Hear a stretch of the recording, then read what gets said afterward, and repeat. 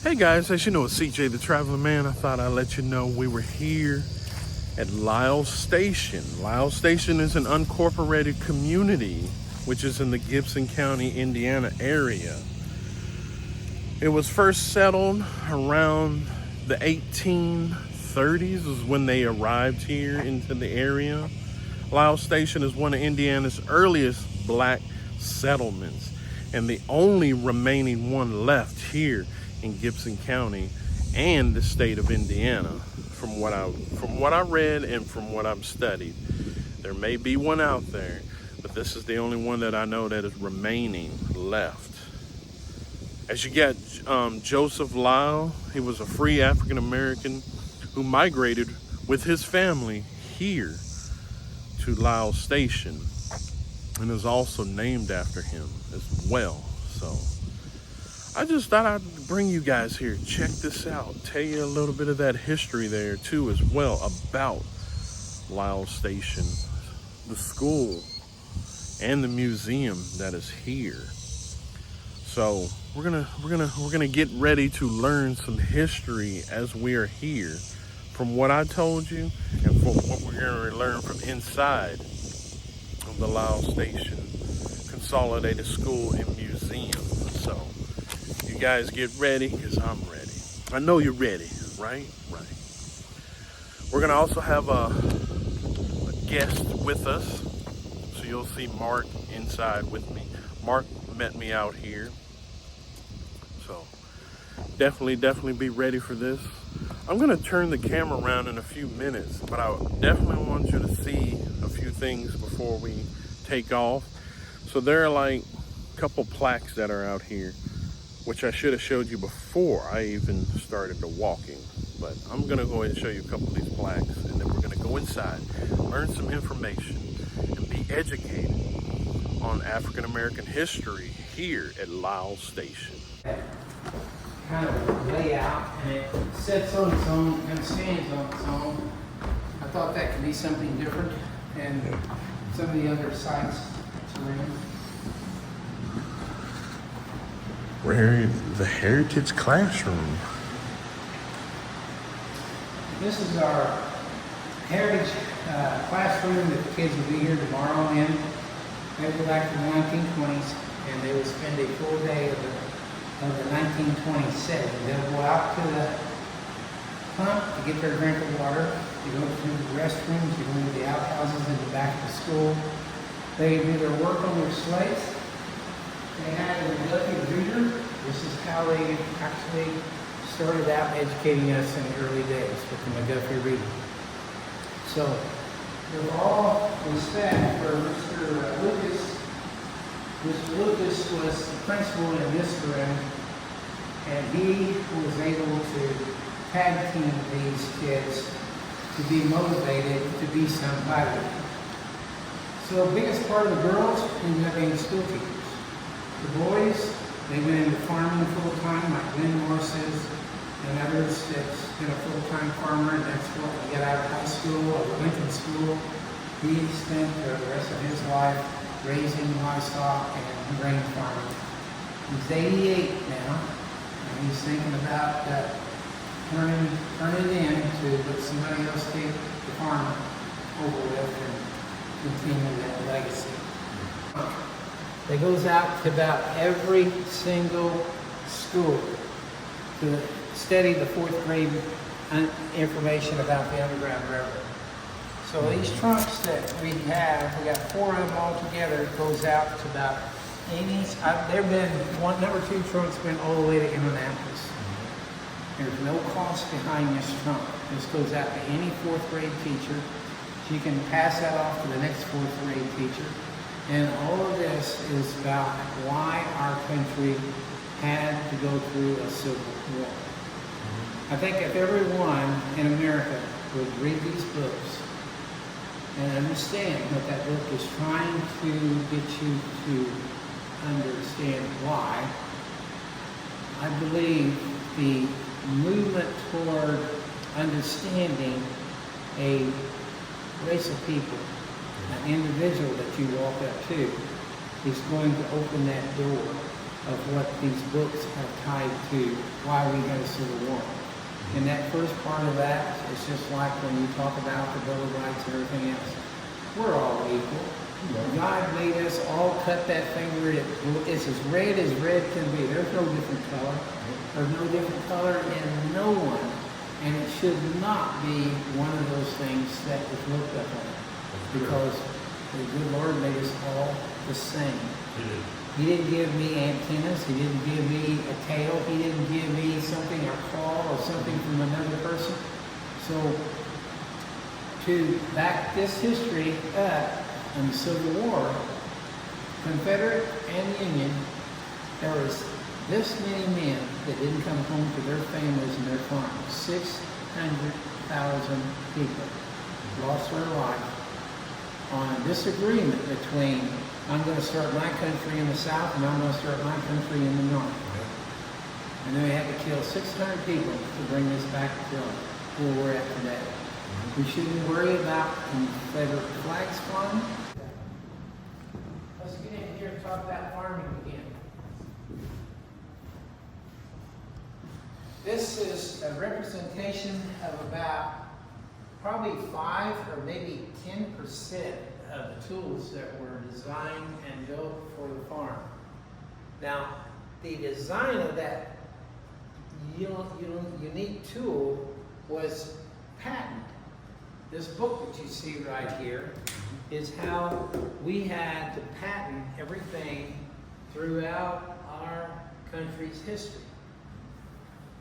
Every tool that you see on this wall was created by one of your grandparents, one of his grandparents, one of my grandparents. And when you size all this up, that took teamwork to make that farm be productive. And the way that we got ahead in this world is everyone pulled their own weight. It was no one person, it was the tag team of working together. And that's what I tell the kids, that one of their grandfathers probably created one of these tools hanging on the wall. And that was, the story behind that is, it's no one person made this happen. It was all of us that worked with our hands that created everything from a cotton gin to these 2 little paddles to pull the seed out of the cotton. With the cotton being our #1 market for abroad, we had to get the seed out. Now, here's the biggest thing. You had to pick 500 pounds of cotton per week, 6 days a week, or you got a lashing on Saturday night. Weigh that. 500 pounds of that had to be picked per week. Almost weighs nothing. Yeah.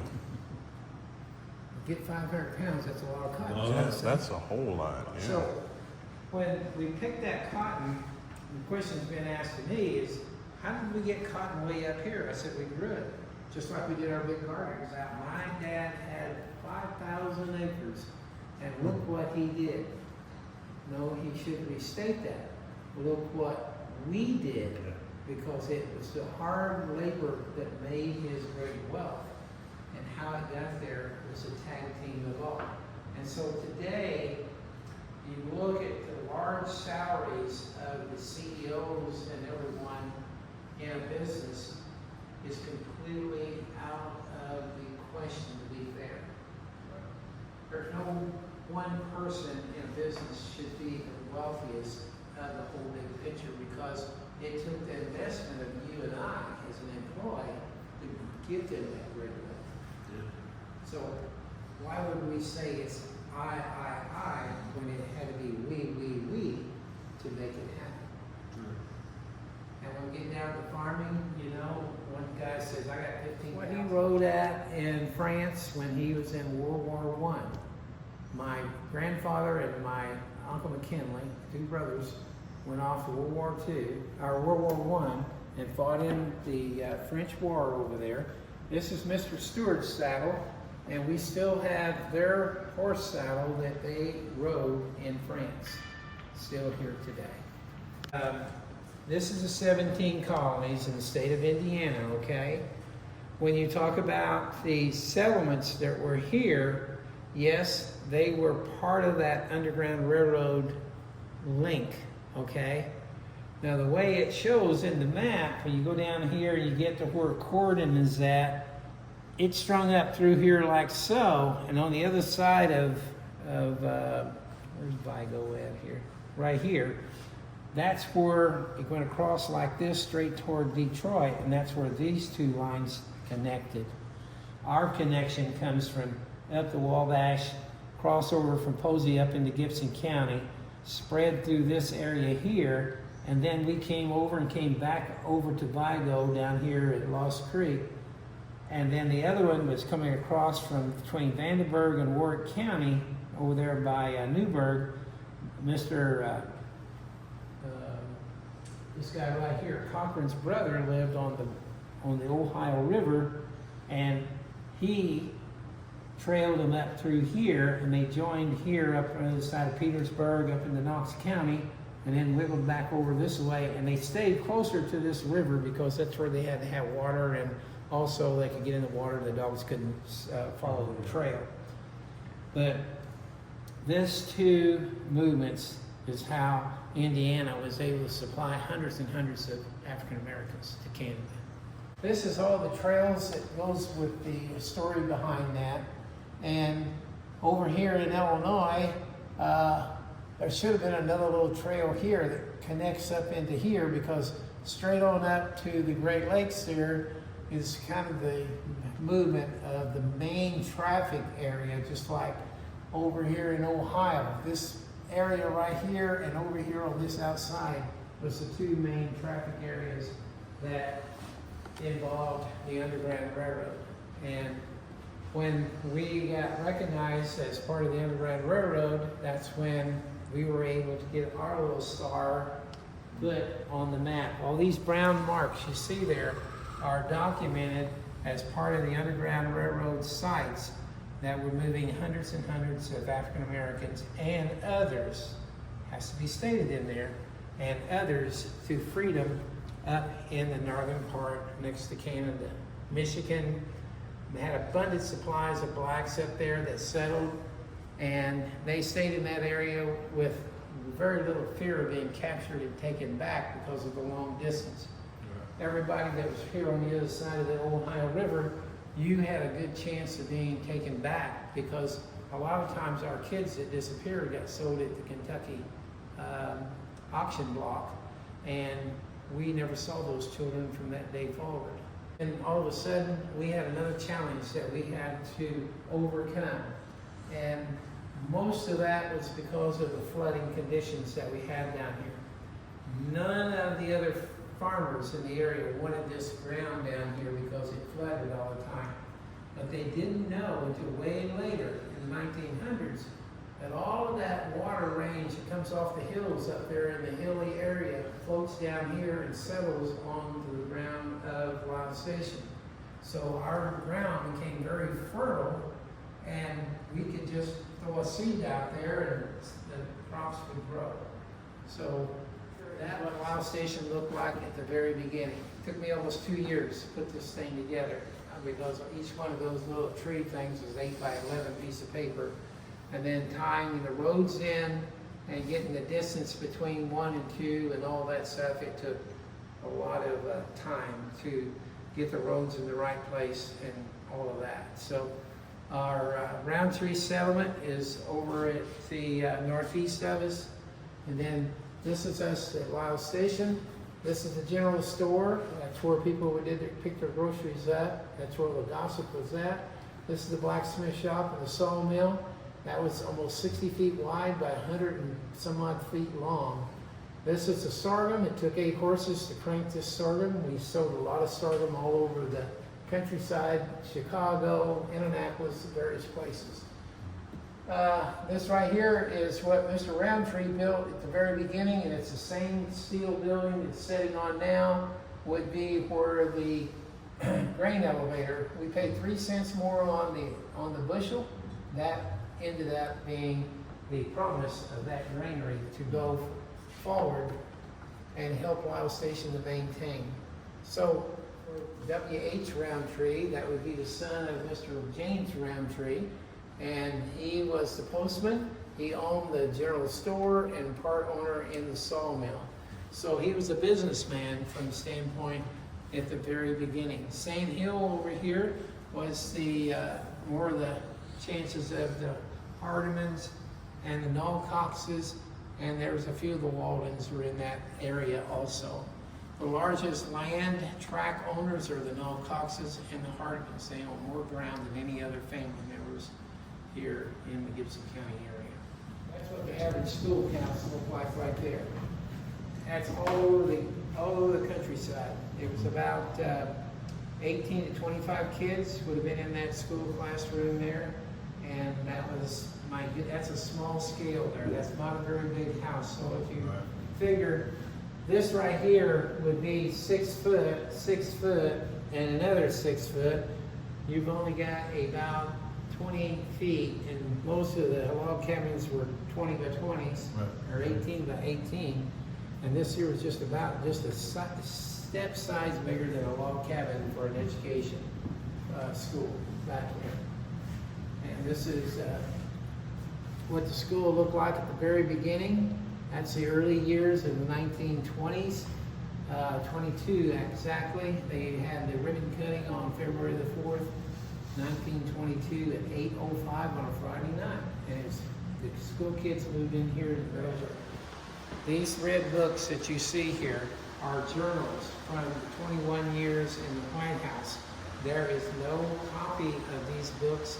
This journal that we have here is absolutely priceless because it's what happened behind closed doors, and it is the story behind the White House doors. And I'll give you an example. Queen Elizabeth just passed 2 years ago. She was 10 years old.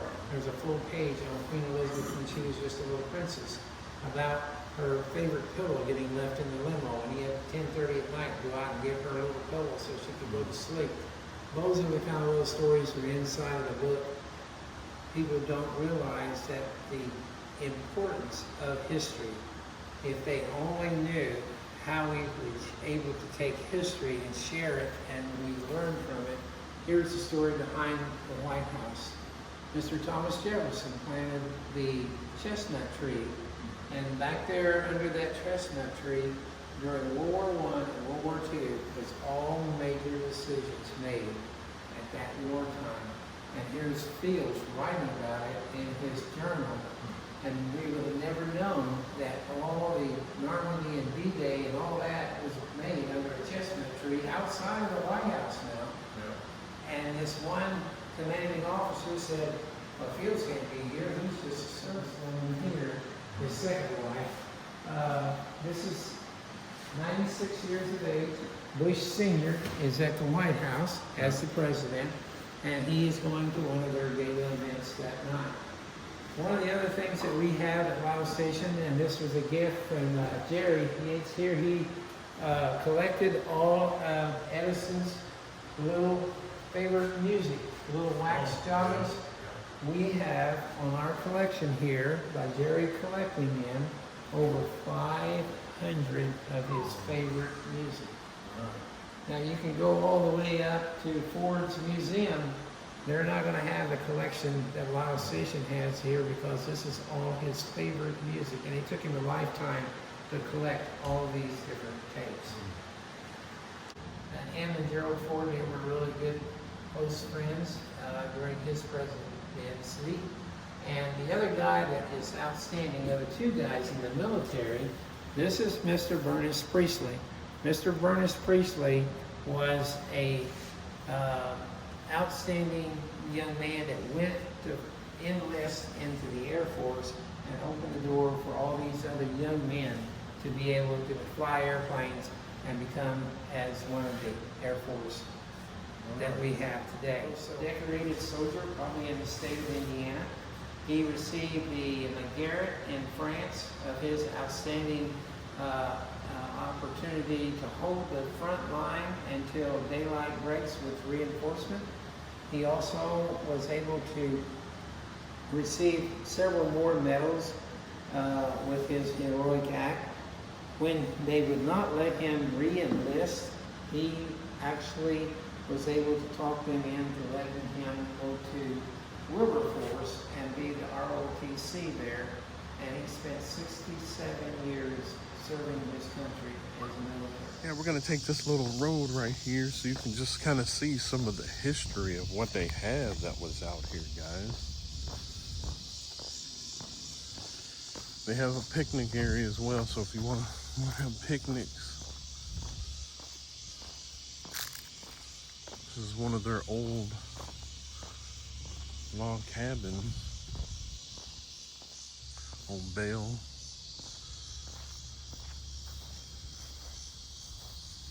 Dried herbs. It's pretty cool.